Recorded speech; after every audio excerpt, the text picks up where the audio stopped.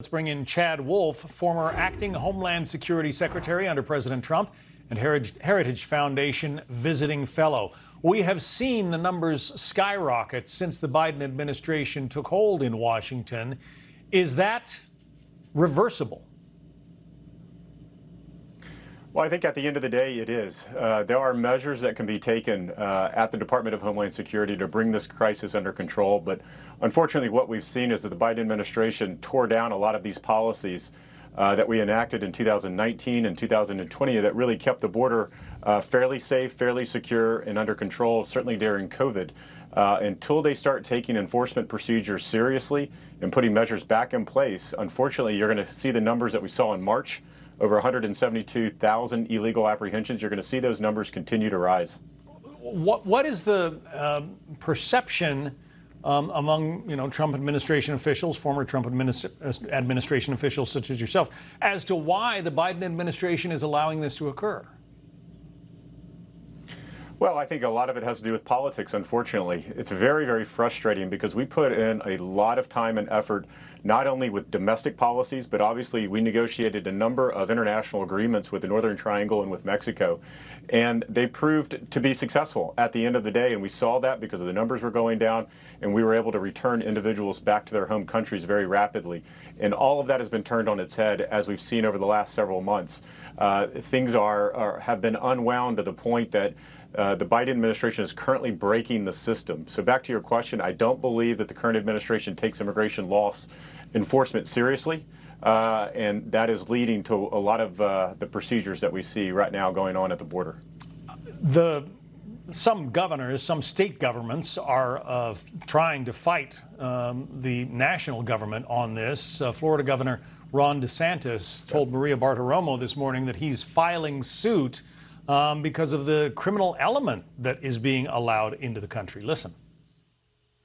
My hope would be that we would get an injunction enjoining this new policy, basically saying that they have to accept and remove the criminal aliens. I think you could save potentially some pretty serious criminal offenses in the future as long as they're not released into society in the meantime. There certainly are folks who are coming across the border just trying to build a better life for themselves, but there are other people who are clear dangers to their home countries and this one, right? Absolutely, and I will say that a lot of these lawsuits that we have from states are very critical and important here, because what we often don't talk about is the other measures that the Biden administration has put in place. So they have handcuffed the ability of ICE law enforcement officials to remove dangerous individuals from the country. Individuals that have no legal right to be here, don't qualify for asylum. They are not allowing ICE to remove these individuals. And so states like Florida and Texas and Arizona and others are very concerned about that, because it's their constituents, those individuals that live in those states, that are going to be most impacted by these dangerous decisions the Biden administration is making. So I'm very hopeful that those lawsuits will go forward and that we'll see a change in policy at the end of the day. Let's talk about this refugee cap controversy for just a moment. Under the Trump administration, the number of refugees allowed into the country, that's a different terminology from immigrants, but refugees was capped at 15,000 per year. The Biden administration was going to hold to that number and then decided to boost it, almost quadruple it, to 62,500. Listen to Stephen Miller, former Trump advisor, on that. When some of their radical left supporters came out and said, no, you can't do this, you can't do anything, even no matter how basic, no matter how commonsensical, that Trump did, within the span of maybe an hour or two, they immediately folded. Joe Biden, the president of the United States, caved in the space of minutes to far-left voices like Representative Ocasio-Cortez and said they were going to raise the refugee ceiling. Is that why it went from 15,000 under the Biden administration to now 62,500? Yeah, I believe it is. And what I can tell you is it's very confusing who's in charge of immigration policy and what they're doing, whether it's at the department or the White House. We see different opinions being given, different statements being given on the same issue, whether it's the refugee cap or whether it's other immigration policies. So I would say the Biden administration overall is really having a disastrous run over the last 2 to 3 months on their immigration and their border security policies writ large. Now, specifically on this issue, when we talk about refugee policies, yes, 15,000, but what most people don't understand is obviously we're taking in a lot of folks claiming asylum. And in any other country, those are considered refugees. Here in the U.S., we have two different terminology, refugees and asylum. So this whole idea that we weren't taking in, or the Trump administration wasn't allowing any individuals into the country that were seeking refugee status or persecution is simply not true, because we know that we were doing that on the southern border as well.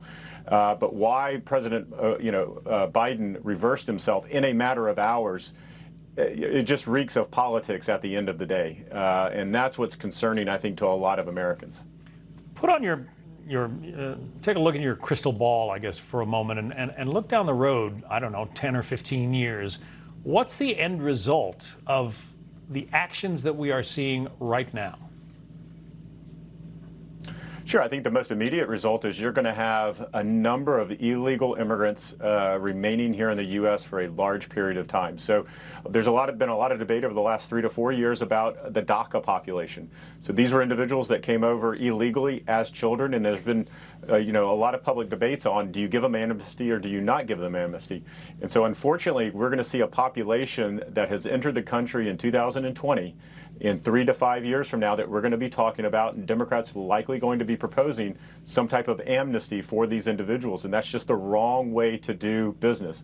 It's the wrong way to enforce your immigration law. You cannot address illegal populations here in the U.S. without putting strong border security and control measures in place. You have to solve that first, and then you can talk about other ways to recognize these individuals, give them work permits or the like.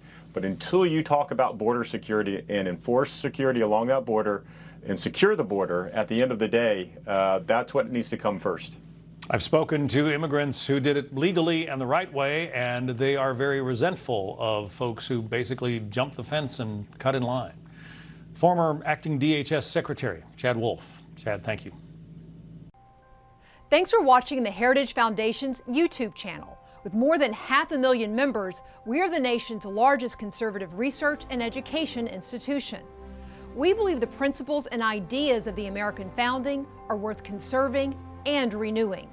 Please help us further our mission by subscribing to this channel and sharing our videos with your family and friends.